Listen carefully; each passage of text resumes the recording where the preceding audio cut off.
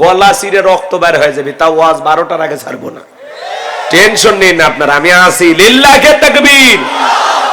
তাহলে সূরার নাম মুলক, মনে যান থাকে ইনশাআল্লাহ। এক জায়গায় সূরা আল মুমিনুন শুনছেন, আজ পাশে আসছিলাম সূরা হামিমা সেজদা, আর আজকে সূরা মুলক, এলে মনে রাখা লাগবে। আরেক জায়গায় সূরা কাউসার। এই যে বিভিন্ন জায়গায় যান, আলোচনা শোনেন, এক এক জায়গার বিষয় এক একটা হবে। কোরআন হাদিসে তো ওয়াজের অভাব নেই। আপনারা যদি 50টা মাহফিল হয় আপনাদের সাথে আমার, 50টা জায়গায় 50 রকমের আলোচনা শুনতে পারবেন। প্রত্যেকটা নতুন নতুন আলাদা আলাদা সাবজেক্ট, বিষয় ভিত্তিক আলোচনা। ইনশাআল্লাহ সাজানো গোছানো আছে, ডায়েরি রেডি। আপনারা খালি মনে করায় দিবেন যে হুজুর এই জায়গায় এই ওয়াজ, এই জায়গায় এই ওয়াজ, এই জায়গায় ওই ওয়াজ। মনে থাকবে না, তখন ওই একই ওয়াজ 2-3 জায়গায় হবে। আপনাদের তো মনেই থাকে না, এই জন্য মনে থাকার মতো শ্রোতা হওয়া লাগবে। 10 বছর পরে যেন আসলে বলা যায় হুজুর ওই যে গান না, কি নাম, গান না, তো ওই জায়গায় আপনি এসে ওয়াজ করছিলেন সূরা মুলক। এটা যেন 10 বছর পরে মনে থাকে। মনে রাখবেন তো ইনশাআল্লাহ। এবার চলুন আমরা আলোচনা শুরু করি। আমার আল্লাহ রাব্বুল আলামিন বলেন, তাবারাকাল্লাযী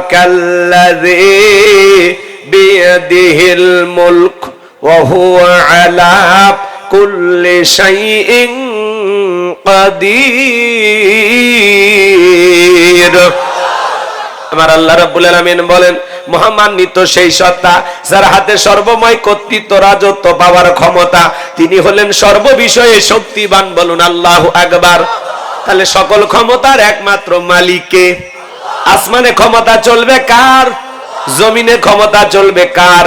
সকল পাওয়ার, রাজত্ব, ক্ষমতার একমাত্র মালিক আমার আল্লাহ। আল্লাহু আকবার। সকল ক্ষমতার একমাত্র মালিক আল্লাহ। আসমান জমিনে আর কেউ আছে নাকি? আন্নাল কুওয়াতা লিল্লাহি জামিআ। আল্লাহু আকবার। বলেন তো ক্ষমতাধর কে তিনি? আরেকটু জোরে বলেন, লিল্লাহি মা ফিস সামাওয়াতি ওয়া মা ফিল আরদ। আসমান জমিনের একচ্ছত্র মালিকানা আমার আল্লাহর। আল্লাহু আকবার। আল্লাহর চাইতে আসমান জমিনে বড় কেউ আছে? ওয়ালাম ইয়াকুল্লাহু কুফুয়ান আহাদ। আকাশ আর জমিনে আল্লাহর সমকক্ষ, আল্লাহর সমতুল্য আর কেউ নাই। চিৎকার মেরে বলুন আল্লাহু আকবার। সম্মানিত ভাইয়েরা আমার, দিল দিয়া কথাগুলো বোঝার চেষ্টা করবেন, মনোযোগ সহকারে গুনাহগারের কথাগুলো শোনার চেষ্টা করবেন। বাজান, আমি গুনাহগার যে কথা বলতে চাই, আমার আল্লাহ রাব্বুল আলামিন বলেন, তাবারাকাল্লাযী বিয়াদিহিল মুলকু ওয়া হুয়া আলা কুল্লি শাইইন কাদির। মহামান্বিত সেই সত্তা যার হাতে সর্বময় কর্তৃত্ব, রাজত্ব পাওয়ার ক্ষমতা, তিনি হলেন সব বিষয়ের উপরে ক্ষমতাবান। তাহলে আসমান জমিনের সকল ক্ষমতার মালিক একমাত্র আল্লাহ। আল্লাহর চাইতে বড় ক্ষমতা ধরে কেউ নাই। কথা বলেন ঠিক কি না? তাহলে অনেকে ভাবতেছেন হুজুর সকল ক্ষমতার মালিক যদি আল্লাহ হয়, তাহলে পৃথিবীর জমিনে আল্লাহ যাদেরকে ক্ষমতা দেয় এরা কি?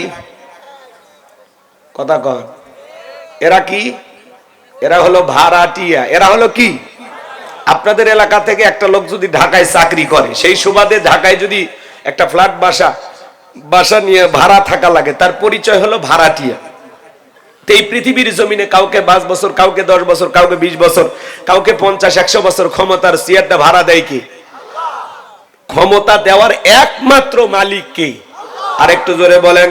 আমার আল্লাহ রাব্বুল আলামিন বলেন, কুলিল্লাহুম্মা মালিকাল মুলকি তুতিল মুলকা মান তাশাউ ওয়া তানজিউল মুলকা মিম্মান তাশাউ ওয়া তুইজ্জু মান তাশাউ ওয়া তুযিল্লু মান তাশাউ বিয়াদিকাল খায়র ইন্নাকা আলা কুল্লি শাইইন কাদির।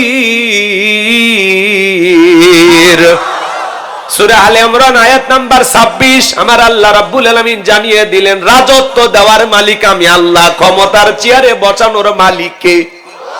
ক্ষমতার চেয়ারে বসাইলে লোকটাকে যে সম্মান দেওয়া হলে এমনটা নয়। ক্ষমতার সম্মান দুইটা ভিন্ন জিনিস। এই পৃথিবীর জমিনে অনেক মানুষকে ক্ষমতার চেয়ারে বসাইয়াও আল্লাহ জুতার বাড়ি খাওয়ায় বিদায় করেছে। কথা বলেন ঠিক কিনা? অনেক মানুষকে ক্ষমতার চেয়ারে বসে আল্লাহ লাঞ্ছিত করে। শ্রীলঙ্কার দিকে তাকায় দেখলেন না? জনগণের সাথে জুলুম করার কারণে জনগণ নেতাকে বাগে পাইয়া কাপড় খুলে ক্ষমতার চেয়ার থেকে নামাইছে। কথা বলে ঠিক কিনা? এই জন্য বাজান ভাগ্যিস ভালো সেদিন তারা হাফ প্যান্ট পরা ছিল। কথা কন না? রাগ করেন? আমার কথা কি বিরক্ত হন?